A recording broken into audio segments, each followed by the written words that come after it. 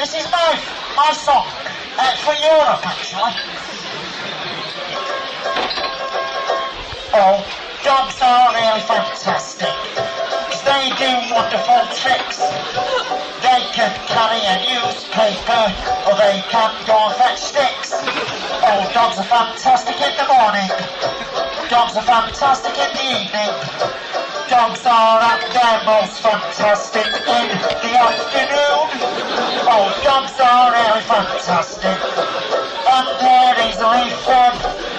But if they scratch their ears, then you must put a bucket on their head. Oh, dogs are really fantastic. You know they are. They really are.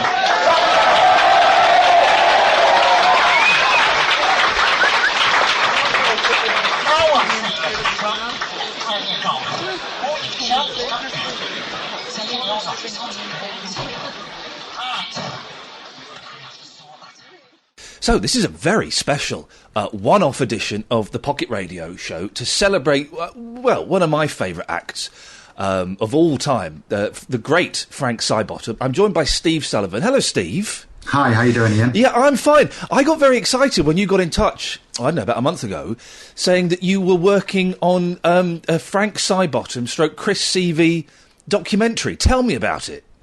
Yeah, it's called Being Frank, the Chris Seavey story, and it's a feature-length documentary that I'm making, and I've been making for about a year now. Hopefully it's going to be shown in cinemas and on telly eventually, but it's the first time anybody's made a documentary about the guy who played Frank Sidebottom, Chris Seavey, about his life, about his art, so everything that he created and achieved, not just Frank, but also his post-punk band, The Freshies, and his music, and the art that he used to do as Chris, not as Frank, if you see what I mean. I always get very uncomfortable talking about Frank Sidebottom and Chris Seavey, because for years and years and years I lived in this world where I denied Chris Seavey. I didn't want to know him. And the first time I kind of met Chris was Frank Sidebottom turned up after years. He had years in the wilderness, didn't he? And he turned up, he kind of popped back on the scene again, and he came on my radio show. And he came in as Frank, and we did a 45-minute chat as Frank. And we finished, and he said, "There's not a webcam in there, is it? In here, is there?" I said, "No." He said, "Right, you're going to hate me now." And he twisted the head and lifted it off. It's the only time I've ever seen him do that. And I met Chris for the first time, and it was like looking behind the curtain. The magic kind of went slightly. Yeah, the magician's there in front of you, and they're covered in sweat. With masking tape probably around their head, over the nose. That's the thing that people don't know. He had quite a nasally voice anyway, but to get the Frank voice, he would just put up rolls and rolls of masking tape over his nose, wouldn't he? Just wrap it right around his head, yeah. That was in the later days. Earlier, I think it was like a peg. He had like a clip over the nose, but I don't know why he started going for the masking tape technique. But I will find out for the documentary. So you're making this documentary. Let's talk about Frank first, and then we will talk about Chris and the other stuff he's done. When did you first become aware of Frank Sidebottom? I first saw him as a kid growing up in the up north, and you know he was proper famous up north, and he's a bit of a cult phenomenon everywhere else. But he used to be on Granada all the time. And he used to be on Granada Reports. They'd send Frank out to interview a fishmonger, with Frank as the reporter. And it was as bizarre as that sounds. And it really kind of, made the local news really entertaining. But I used to see him on number 73 as well. And so I just knew him as that guy off the telly with the big head. But the first time I ever properly encountered him, I was about 14 years old. I was working in a comic shop in Preston in Lancashire as my Saturday job. Yeah. And I was on the till. I was ringing in a customer's comics and just totting it all up. And the phone rang, and it was Frank Sidebottom on the phone. And we had two shops. We had one in Preston and one in Blackpool. And my boss had booked Frank, unbeknownst to me, to actually do a personal appearance at the Blackpool shop. So Frank was ringing up to talk to the boss and just sort out the business arrangements, like how much am I getting paid, what day do you want me, what time shall I come, where will we park? And it was Frank that phoned. But it was Frank that phoned up, and he said to me, he said, "All right, boss, is Dave there?" So I called. I knew who it was, because of the voice. So I went and found Dave, the owner, and I said, "It's Frank Sidebottom on the phone. It's that guy off the telly." And so Dave went and answered the phone, and I was absolutely fascinated. So I kind of ignored the customer I was serving, and I was just staring at what was happening. And Dave was talking on the phone to him, and they got about 2 or 3 minutes into the conversation, and all of a sudden, Dave just looked at the phone, and he put it down, and he just walked away. And I couldn't believe it. I didn't know what had happened because he didn't say goodbye. Yeah. And, I'd been brought up in those days. You answered the phone by saying the phone number and you always said goodbye to somebody. Yes. And it was just common decency. So I went up to Dave and I said, "What happened? You didn't say goodbye to him." He said, and he looked really confused. And he just said, "Well, I was going to say goodbye to him. But then all of a sudden, Frank just shouted, 'Oh, I've got to go. My mum's just come in.'" and he slammed the phone down. And he hadn't finished. He hadn't finished making the arrangements, So since then, I just thought, what was going on with that guy? He's so wild that he's in character all the time. He doesn't make proper business arrangements, and he just for a laugh, he'll kind of sabotage his own career. And you're right, sabotage is kind of the key word, because I genuinely think that Frank Sidebottom could have been so much bigger and so much more financially secure than he was. Yeah. But it was about, this sounds so pretentious, but I believe it about him, it was about the art. It was performance art in its truest sense. And I've spoken to Chris and I've spoken to Frank about this. And they've both kind of got slightly different views, but Chris always said, I don't, I could have had this, I could have had that. That's not what it's about. I want to have fun doing this. Yeah, well, I mean, from the people that I've talked to, one of the main questions that I ask everyone who knew him or worked with him in any way is why. Why was it like that? Why was he doing that? Why wasn't he more famous than he was? Why wasn't he bigger?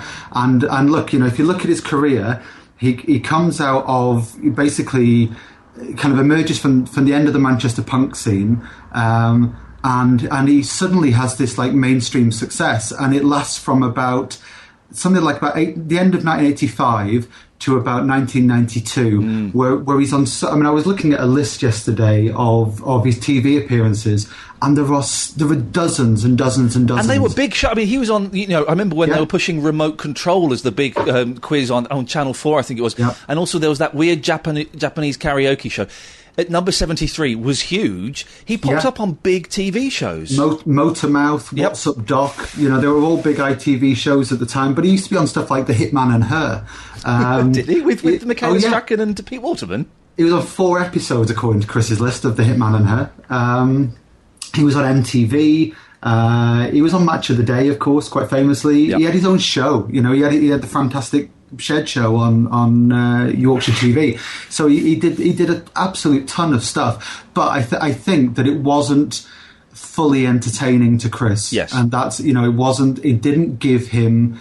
that's one of the interesting things about Frank Sidebottom, is that it enabled Chris to actually express any particular artistic direction he wanted to go in through that character. And it's funny that a kind of comedy creation that is so... it's not bland to look at, but it's emotionless, that head. It doesn't move. It can't really express emotions, but it's so full of emotion the way he does it. And it allows him to express himself in any direction. Like, somebody emailed me the other day and they were saying, "Oh, it was great when Frank came and recorded a number with our heavy metal band." Brilliant. Well, you can appear on kids' TV on a Saturday morning, or you can just like properly jam with a metal band. Yeah. And it's like he can encompass everything in between. And he never got old as well. That is always the charm of covering your face completely. Frank Sidebottom. How old was Frank? Was he always 42? It was something like that, wasn't it? 35. 35. And he was always 35, and he never aged. He aged a little bit at the back. If you look at the back of the head, this is like a real insider tip that somebody that his last roadie Dave Arnold, who was also in the Oh Blimey Big Band, kind of pointed out that if you look at the back of the head, and lots of people have made their own Frank heads for whatever weird reasons they might have, but he said that if you look at the back of the actual head, there's a bit of a bump in it, and it's a fag packet where it got broken, and he just filled it in with a fag packet and a bit of filler or something, like, car filler or something. So Frank did age a little. It's brilliant, isn't it? Because when I go to Blackpool, I like to hit the arcades and the pier and all things like that. And here's a song all about going to do that. Hit the north, hit the arcades, hit the pier, hit the north. Oh yes, I love the north, especially them fantastic arcades. Have you seen them? They're brilliant. You get some money, you put it in, and you win some money. I hit the north, I'm back in the arcades. I hit the pier, hit the north.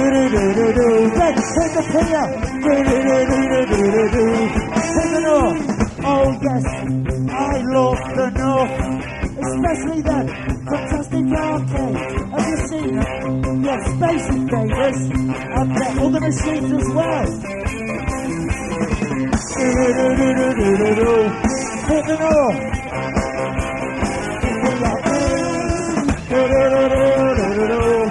Hit the pier. Hit the north. Oh, I really do. Thank you. How did Frank come about? There's kind of a few early manifestations of him. The very earliest one, I think, is that Chris, Martin Seavey, and Paula, Chris's ex-wife, were both kind of talking about this the other week. Chris went to art college, I think, in about 1972 or 71, somewhere around then. And basically, he went for a day, or half a day, I think. And they said that he put his hand up as soon as he got there, and they said, you'll have to wait a minute to ask a question. But he just kept putting his hand up all day, and they were doing the induction. And when they eventually got to lunchtime, they said, right, you've had your hand up all morning, what is it you want to ask? And he said, well, I just want to tell you, I've decided not to come to art college. But apparently while he was there, he did a doodle, excuse me, and it was like a little 3-panel cartoon about a newsreader, and it was Frank Sidebottom. It looked like, it was like the first prototype drawing he ever did of Frank. And then Paula was saying that probably about 8 or 9 years went by, and they were going to a fancy dress party in about 1979 or 80. She wasn't quite sure the date. And he said, I'm going to make, rather than, fancy dress parties, people go as recognisable characters. He went in the very obscure guise of that guy that I drew 9 years ago that nobody else has seen. So he made his first papier-mâché head, and he went as Frank Sidebottom, and of course no one knew who he was supposed to be. And then the next occurrence is, and the most kind of influential one on him, I think, is that on December the 19th, 1982, the Freshies, Chris's post-punk band, that he put years and years and years of his creativity into, and he really wanted them to be, a big, proper pop And they're act. a cracking little band. You get a Freshie CD. They're a great little band. They are great. I mean, I've listened to so much of that music now, and those songs are so catchy, and it's a testament to him as a composer. You know, a really good pop hook is very hard to write, and he wrote so many of them. And they'll have their day as well, hopefully, because of the documentary, because it's all going to be covered in the film. Right.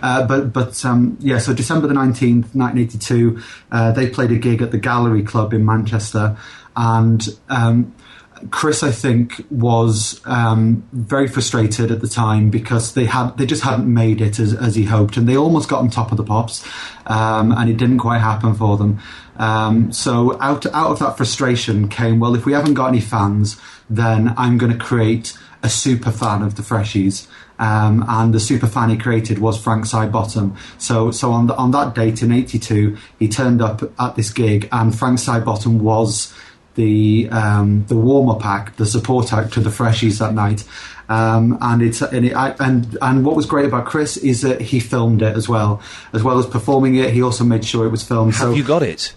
I have it. I'm holding it in my hand. Wow! It's a VHS. That what a lot of people probably don't realise about Chris is at the time when he was doing the Freshies, as well as writing songs, being a band leader, doing all the promotion, all the newsletters. He also videoed all the gigs, and he would actually make his own like homemade tape-to-tape compilations and sell them to the fans. And they were 15 quid each. They were called Razviz tapes. But one of the last ones is called Being Frank. And this came out in kind of early '83. And it says on the back, it concerns Chris Seavey and the Freshies' #1 fan, Frank Sidebottom, and his attempt to finally see his heroes perform live on stage. Wonderful. And basically, it's like an hour-long kind of mockumentary, before people were making mockumentaries, of Frank trying to find his way to a Freshies gig, trying to find the venue, and then he gets in there and he wrecks the gig. And it ends with Chris Seavey wrestling with Frank Sidebottom. Oh man, I love it. So the creator is wrestling with the alter ego physically.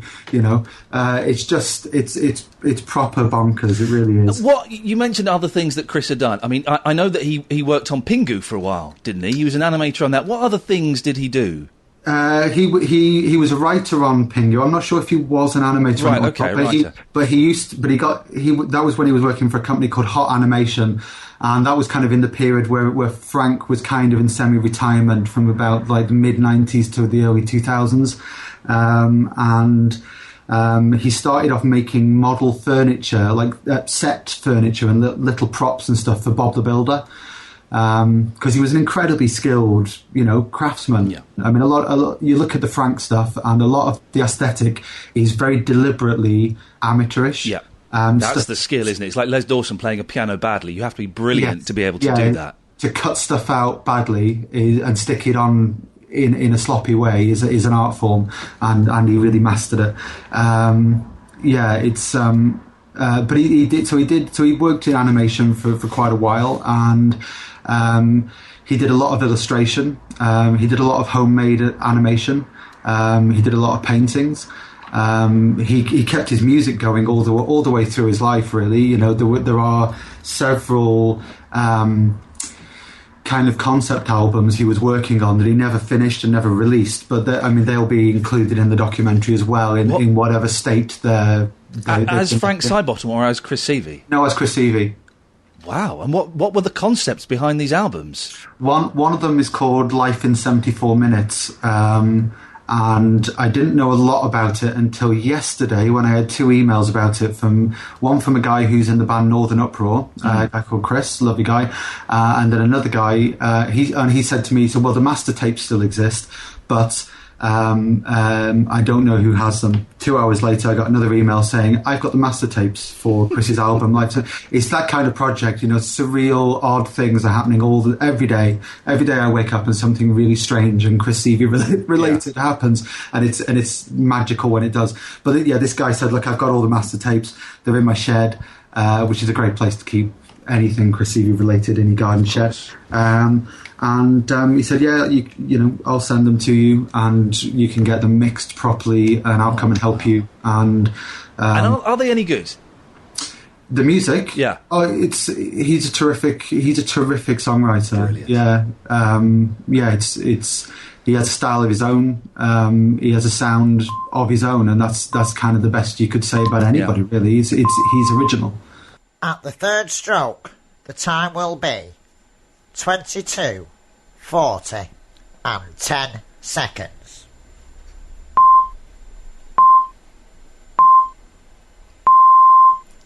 At the third stroke, the time will be 22, 50, and 10 seconds.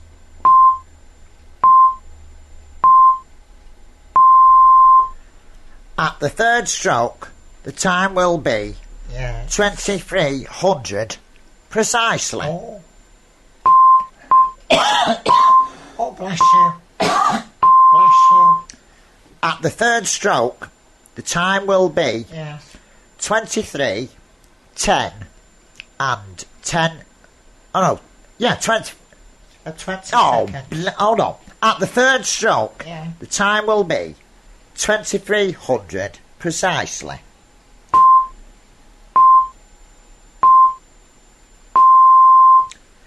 At the third stroke, the time will be 2310 seconds.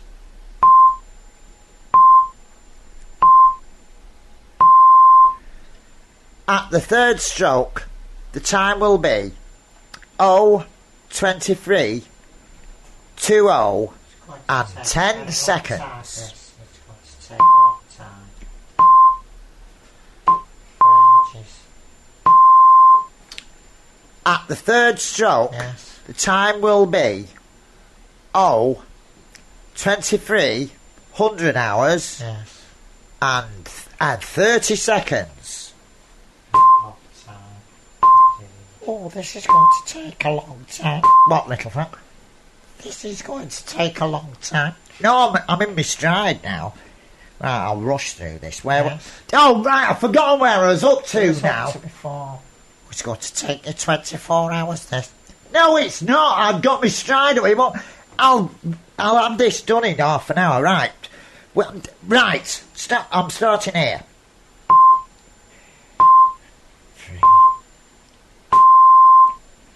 At the third stroke, the time will be 23, Yes. 37, precisely.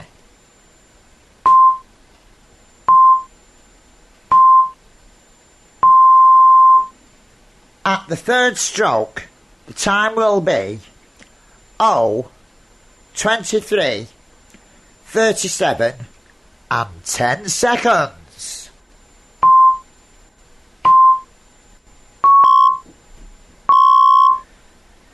At the third stroke, the time will be 23, 37, and 20 seconds.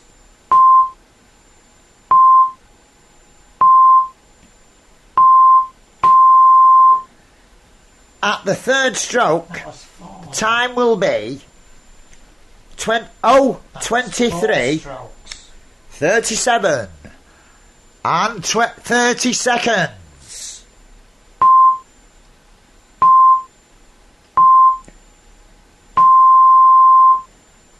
At the third stroke, the time will be 23 and 40 seconds. 23, 37, and about 52 seconds.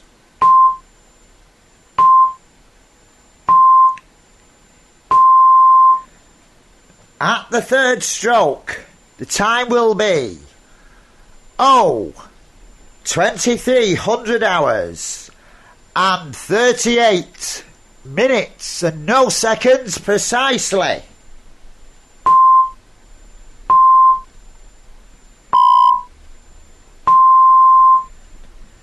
At the third stroke, the time, not sponsored by Accurist, will be 23,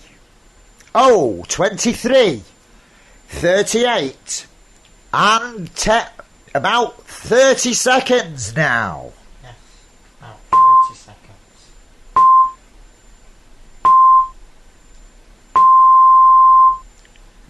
At the third stroke, the time will now be Very long time.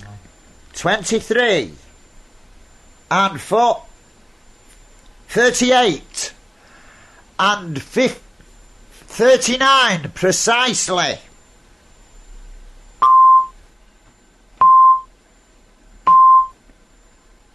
So you're doing this documentary. Yeah. It's being funded, as everything is these days, by Kickstarter. Yeah. You asked for 20 grand. You've got 20 grand. You're sorted, surely. Well, we're at stage one. Stage one was Right. 20 grand. That was kind of it's phenomenal that we've raised that, And it we've happened raised really that. quickly, didn't it? It was really nice to see. Yeah, 8 days is what it's taken, Wonderful, well done. and that's a huge testament to just the amount of love that's out there from Frank Sidebottom fans, and also a small army of people have come forwards and said, whatever you need, I'm going to help you do this, Yeah. and let's do it as big as we can and as properly as we can for Chris, and for Frank. So people have been out there putting posters up in Brighton. We got posters up in the Isle of Man, Morecambe, Bristol, Birmingham, all over Manchester, postcards everywhere. There's people have been taking to Twitter in droves and just spreading the word. Chris on Moyles Facebook. tweeted you today, I think, did he? That's a rumour. He did in front of 3 million people. Superb. Yeah, no, he's done that several times, and he also backed the project financially as well. So Brilliant. that's been an amazing contribution from Chris. That's been really lovely of him. But he's a huge Frank fan, so it's if anyone who's a Frank fan, the problem is getting people to hear about it. As soon as they hear about it, it's so easy. They just go, "I want to help." He did divide people. My sister could never understand Frank Sidebottom. She hated him, and she was very upset when I was upset. I was in tears when he died. But he divided people, and people hated him. But the people that liked him, they loved him, didn't they? There was a real passion about him. Yeah, it's beyond like. You either get it or you don't. Exactly. And it probably is a minority of people who do get this but that's kind of, that just illustrates for me that it's original. That's anything that's so wild and out there as Frank Sidebottom was. It's not for everybody, and it doesn't need to be. There's enough people in this very small, strange army of fans to make this documentary happen at its best level. But sorry, you asked. I think the question was. You've got the 20 grand. That's the basics. That means the film is happening. You do want more money, and what's that going to do? Well, what the 20 grand will pay for is we can do all of the interviews with everyone who knew Chris. So all of his colleagues, all his family, all his closest friends, and that's amazing. So we've got all those interviews. That's pretty much secured now, and that will now happen. We've got all of Chris's archive, so that has hundreds of hours of incredible live footage of Frank Sidebottom and the Freshies, and all his homemade experiments, and all his diaries and notebooks and props and costumes. But the thing that's crucial to this film as well is that Frank and Chris as well had a really big TV career, and that's what we were talking about before, all those TV appearances. To include any one of those clips in this documentary, you have to pay money, and that stuff isn't cheap. And as much as we're hoping that within all those different like BBC archives and ITV archives, there'll be somebody who knows Frank and will just go, look, I'll give you a discount and I'll help you get this for as cheap as possible. But it's still going to cost money. Yeah, you don't get that stuff for free. So and it can be thousands of pounds for even a minute of footage. I want this documentary, and all the fans that have supported it so far want it to be as comprehensive a look at Chris's life and career as it can be. So we are going to need clips of you want to see Chris Seavey, for example, as himself on the old grey whistle test, talking about computer games that he made. Oh, he wrote a computer game, of course, didn't he? He wrote 5. Did he? And 2 of them he released as Frank Sidebottom. Wonderful. So, Chris released 3 computer games, and then the last 2, Amoeba Rescue. That's the famous one, Amoeba Rescue, yeah. Amoeba Rescue, that was released as Frank Sidebottom. And then there was another one, which was a computer game just for ladies, by Frank Sidebottom, and that's called The Charming Egg Timer. But these things are so rare, and we've got copies of all of them in Chris's archive. So we're going to get them loaded up onto an old Spectrum. Get them in the documentary. Let's see them, and get some of the people in his life just playing them and showing you what they were like, and Yeah, have a look at them. But I mean, one of the best ones he wrote was was called The Biz, and that was a computer game about the music business. But what was the genius of that is he released that on the B side of a 12-inch he put out called Camouflage. And Camouflage had the song Camouflage on it. Yeah. It also then had an interview with Frank Sidebottom and Chris Seavey, or Frank interviewing Chris. Yeah. Or Chris interviewing Frank, or the two of them just having a row, and then on the B side of this 12-inch single was a computer game, with a Spectrum like ZX81 computer game. So you had to actually tape your 12-inch and then play the tape into your computer. Genius. Yeah. Genius. Yeah.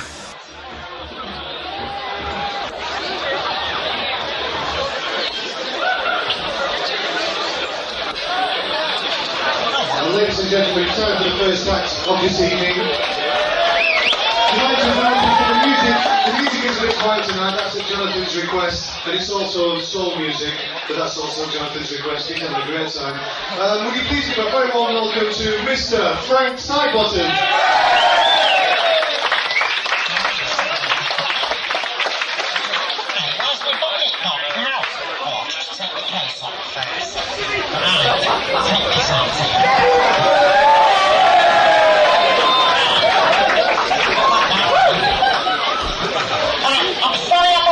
But I forgot I had a gig tonight, right?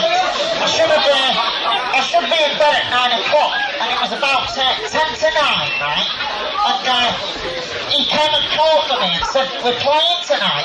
So I had to, just like this, to fool me mum. I said I was just going to switch the lights off on my bike. Right, let's have a fantastic song. Hit that perfect beat, Emerson. That's a good one.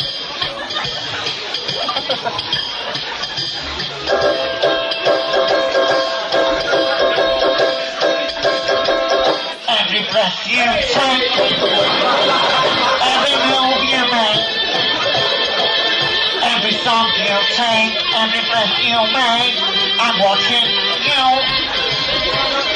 Every song I sing, every bird I wing.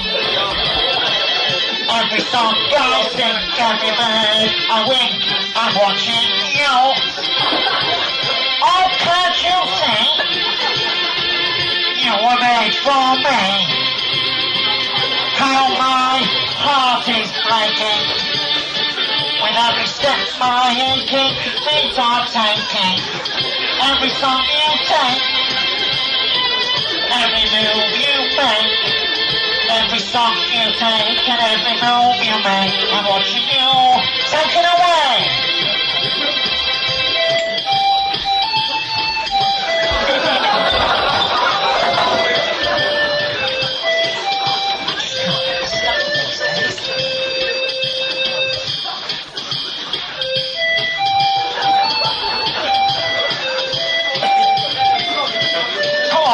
Hello.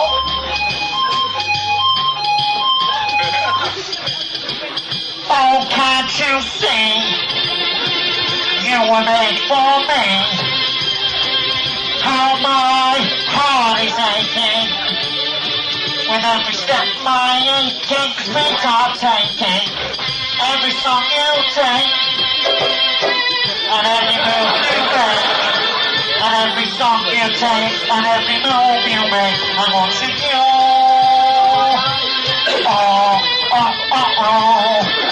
Every song I take and every breath I make, I'm watching you. You know I am, I really am.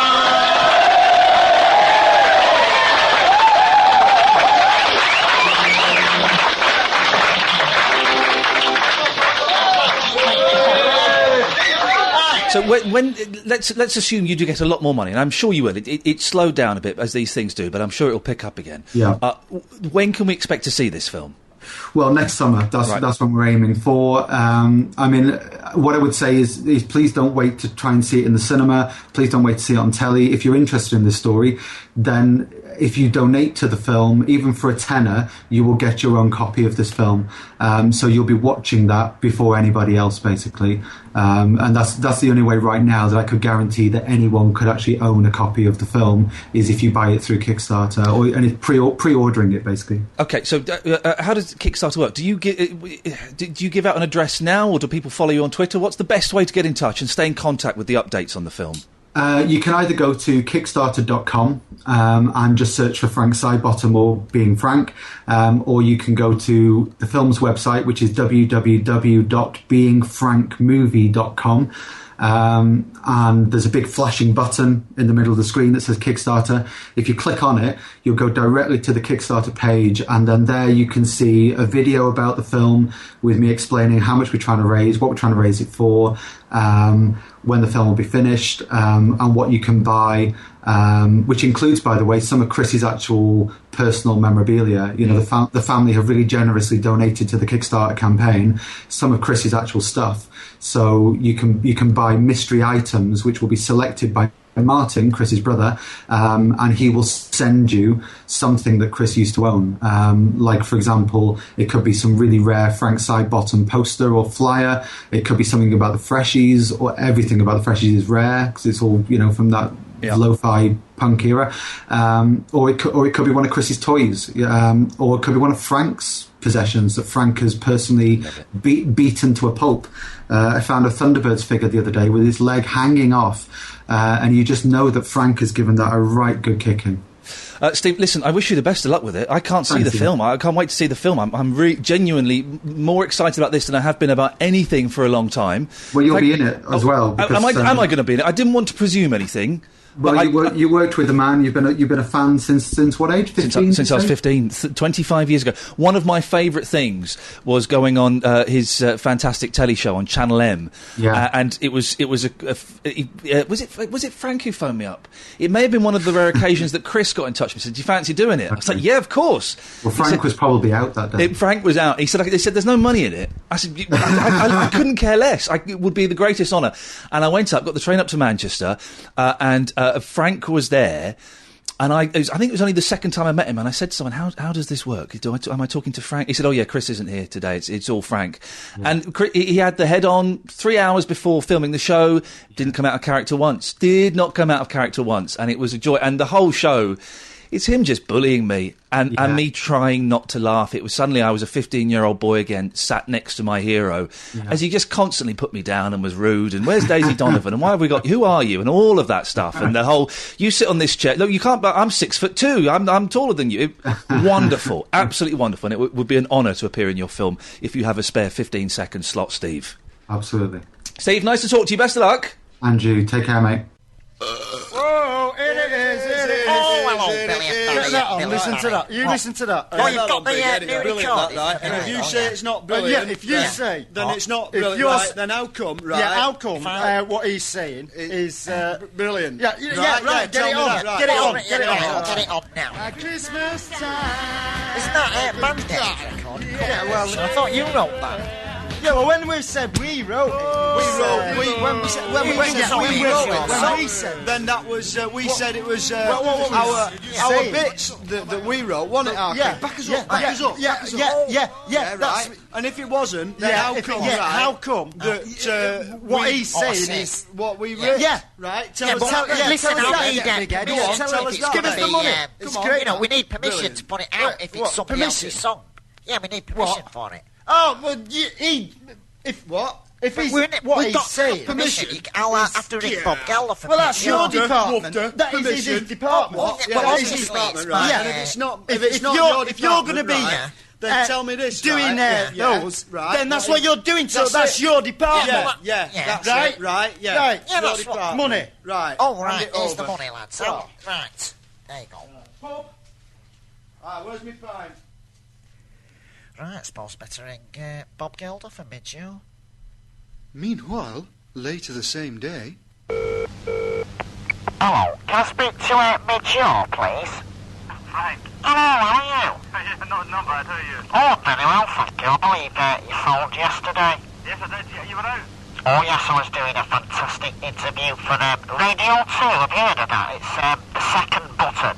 Yeah, You were mixing with superstars as well, were you? Beryl Reid? Oh, Dora Bryan. Dora Bryan, that's right. Yeah. She knows Beryl Reid, though. Does she? Yeah, she does.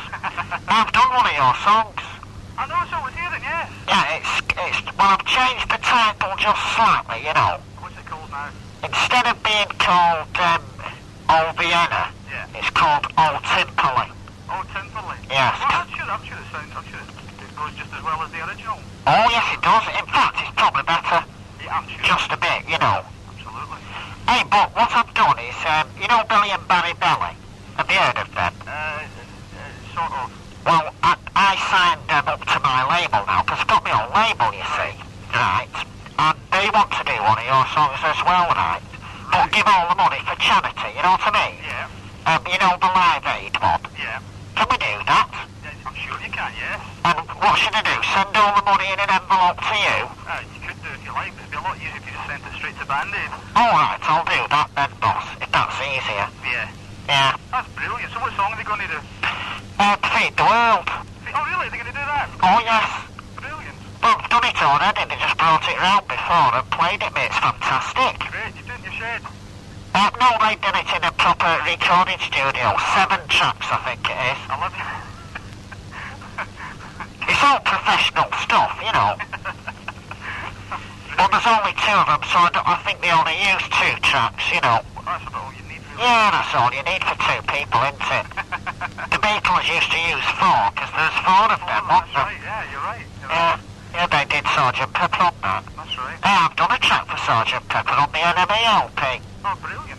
Yeah. Hey, sing us Requiem again. What? Sing it? Yeah, go on, sing Requiem. That's my favourite. What, Requiem? Yeah. Oh, God, I didn't do very well on that one. So what are you up to at the moment? I'm just in the middle of doing a solo album. Oh, that's good. That means you're on your own then, does it? Yeah, I'm on for a bit anyway. Alright. Are you going to be doing tours as well? Possibly next year, but I'm not sure about it. Yeah, I'm trying to get a concert down at the Scout Hub for this weekend. That'll be good, won't it? Brilliant. Hey, guess what I did this week? What? I led Altrincham Football Club out onto the football pitch. I've got my old big baggy shorts now. They've taken me on. I'm assistant manager with Tommy Docherty. Brilliant. What about Little Frank? Is he involved? Oh no, he don't like football because he's made of cardboard. Ah, right. People that are cardboard tend not to like football, have you noticed? Well, you never see them at matches. No, you never see them there. They never go. That's because they can't walk. Brilliant stuff. When are you on 73 again?